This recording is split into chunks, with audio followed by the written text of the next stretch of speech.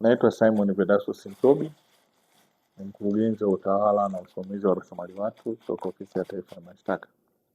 Nikija kwa upande wa Ofisi ya Taifa ya Mashtaka, vivyo namshukuru Mheshimiwa Rais wa Jamhuri ya Muungano wa Tanzania kwa sababu ameridhia naibu mkurugenzi wa mashtaka kuwa mwanamke ambaye ni mama yetu Bibiana Kileo. Bibiana Kileo ndo anasimamia shughuli zote za utendaji wa Ofisi ya Taifa ya Mashtaka. Kwa hiyo ni mchango wa kwanza kabisa ambao tumepata kutoka kwa mwanamke ambaye yupo katika Ofisi ya Taifa ya Mashtaka kama kiongozi wetu mkuu.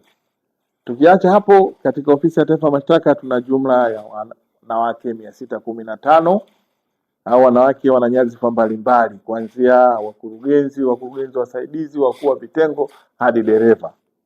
Kwa uchambuzi tu, tunao RPOs ambao tunasema wakuu wa mashtaka wa mikoa, wanawake 15 wapo katika mikoa mbalimbali. Kwa uchache kuna mkoa wa Kilimanjaro, tuna Tanga, Lindi, tuna Mtwara. Hao wote ni kina mama na ni wanawake na wanafanya vizuri katika shughuli za kwao.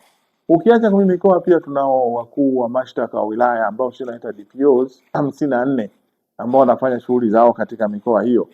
Hawa wote wanasaidia kuhakikisha kwamba shughuli za Ofisi ya Taifa ya Mashtaka zinafanyika vizuri. Ukiacha wilayani tuna wakurugenzi. Tunaye mkurugenzi ambaye anashughulikia tunaita DOCP Jave, yeye naye pia ni mwanamke. Pia tuna wakurugenzi wasaidizi 5 ambao ni kina mama na wakuu wa vitengo 3. Sasa ukiangalia mchango wao ni mkubwa sana katika Ofisi ya Mashtaka. Kwanza wanaleta ile tunasema kama vile mimi najiita patron na wenyewe naita ni kama vile lubricant. Kina mama ni ambao wanapunguza ile misuguano. Wenyewe wamekuwa kama vile ni viongozi wazuri ambao wanaweza kufanya kazi vizuri na wasaidizi wao. Kwa kweli hawana changamoto zozote. Wamekuwa ni watu ambao ni msaada sana kwa wasaidizi wao. Kwanza wanafanya kama mama, pili wanafanya kama dada na vile vile wanafanya kama walezi. Kwa hiyo katika ofisi yetu hii tumekuwa na faida kubwa sana kuwa na kina mama ambao wamekuwa wakitusaidia katika shughuli zetu za kila siku. Ukitoka kwa kina mama pia tunaye dereva ambaye pia ni mwanamke, dada Mary. Na ni dereva mzuri sana na amekuwa ni mama mwenye heshima, anasafiri umbali mrefu karibu nchi yote, amekwisha kusafiri kama mwanamke ambaye anawakilisha shughuli za kina mama.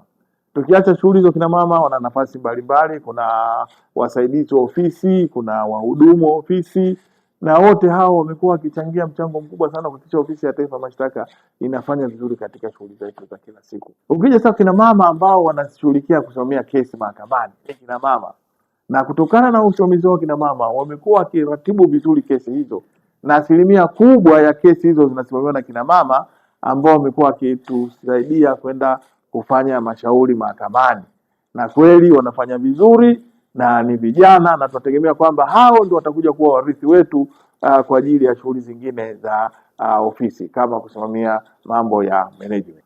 Natoa rai kwamba ni vema wakaendelea na juhudi kama hizo wakiwa wanatimiza wajibu wao kwa kufuata sheria na taratibu za ofisi. Na kwa vile ni kina mama na ambao wao wanafuata taratibu, na hakika kwamba hii itatusaidia kuwa na ofisi ambayo inakuwa haina mashauri ya kinidhamu.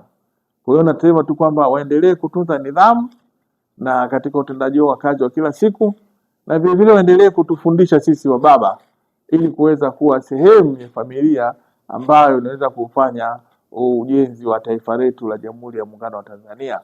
Na hakika kwa pamoja kushirikiana kina mama tunafanikiwa zaidi. Nachukua tena fursa hii kuwapongeza sana kina mama kwa ajili ya shughuli yao na sherehe hii ya kina mama duniani tarehe 8 mwezi wa 3. Hongereni sana kina mama na tunawategemea sana katika shughuli zetu za kila siku. Asante sana.